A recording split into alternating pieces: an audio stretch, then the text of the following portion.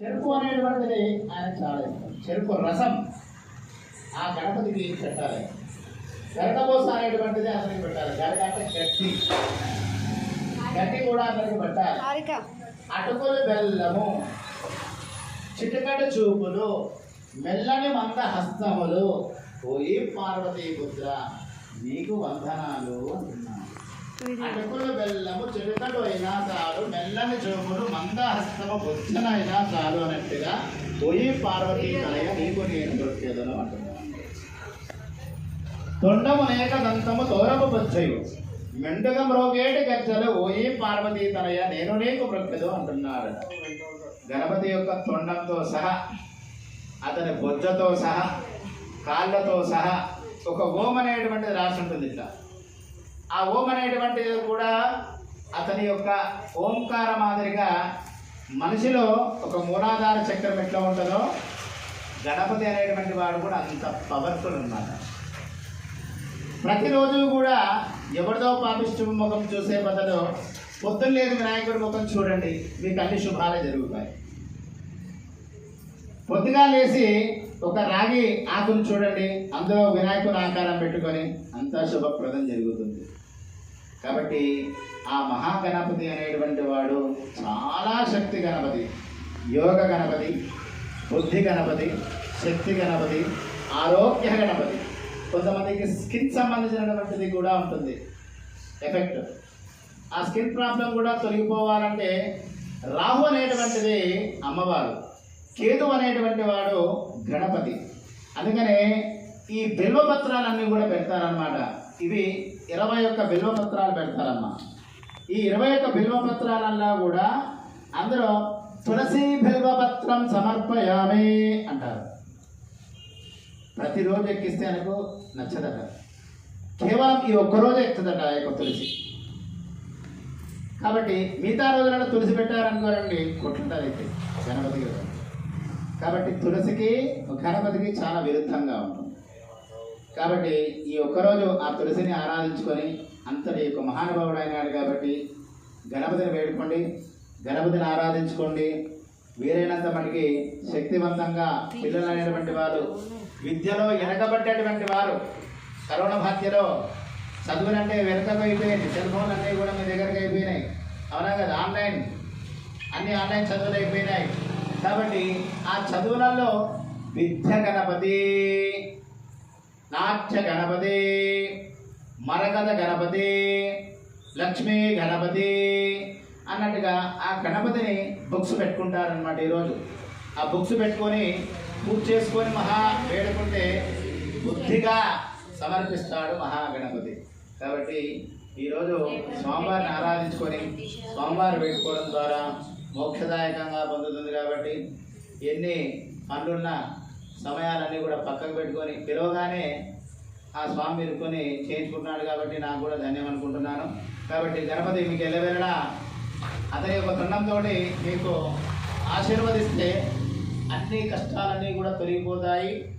ఈ కరోనా బాధ్యలో కూడా మనము ఇన్ని కష్టాలలో కూడా మనం ఇంత భక్తిగా స్వామిని ఆరాధిస్తున్నామంటే మన బాధలన్నీ కూడా అర్థం చేసుకొని ఆయురారోగ్యాలు సమర్పించుకోవాలని వేడుకుంటాం. బలో గణేష్ మహారాజకి అయ్యా. ఎవరి కంకణాలు వాళ్ళు కట్టుకోండి. రక్షార్థం నియమార్థం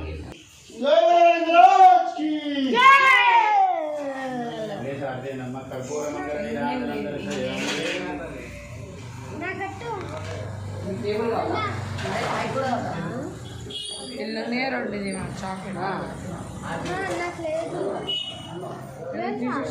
అది తెగిపోయింది. అవును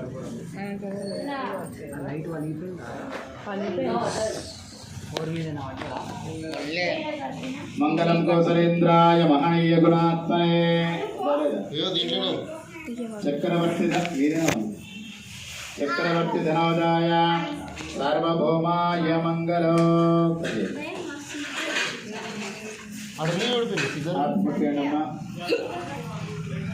కరుణతో మమ ప్రోభో గణనాయక వేద ఓంకార వరదాయక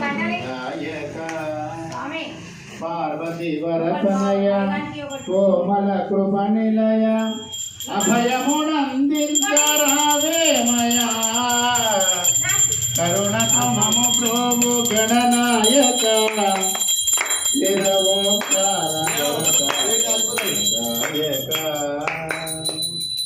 కుడుములు ఉండ్రాళ్ళు భుజించుమా నిన్ను నిరతమ్మ భజయించి సేవించుమా ఏ గణనాయ పార్వతి నందన కోటి దండాలు నీకయ్య లంబోదర కోటి దండాలు నీకేల లంబోదర కరుణతో మము ప్రోవు గణనాయక వేద ఓంకార వరదాయ శుభదాయక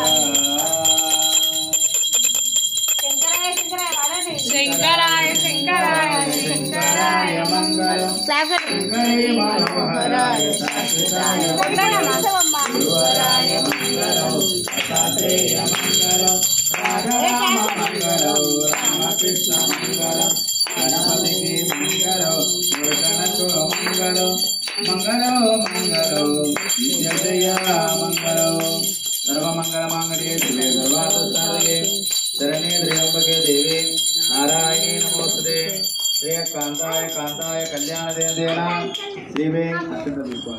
శ్రీవేంకట నివాసాయ శ్రీనివాసాయ మంగళం ప్రదక్షిణ చేసుకోండి యానికానిక బాబాదే ఏతజ్జన్మాంతరగతాయ భారతాన ప్రణాచితే ప్రదక్షిణ పదే పదే బాబోహం బాబ కర్మాణం బాబ ఆత్మా బాబ సంభవ అక్షరే దండం పెట్టుకోండి అయ్యా సాష్టాంగ సమర్పయామి అంటే పండుకొని నొక్కాలి. రాజోపచార భక్తోపచార కృష్ణోపచార పూజా సమర్పయామి. జరుగు చిన్న జషు జై మహారాజకి జై గణేశ మహారాజకి జై గణేశ మహారాజకి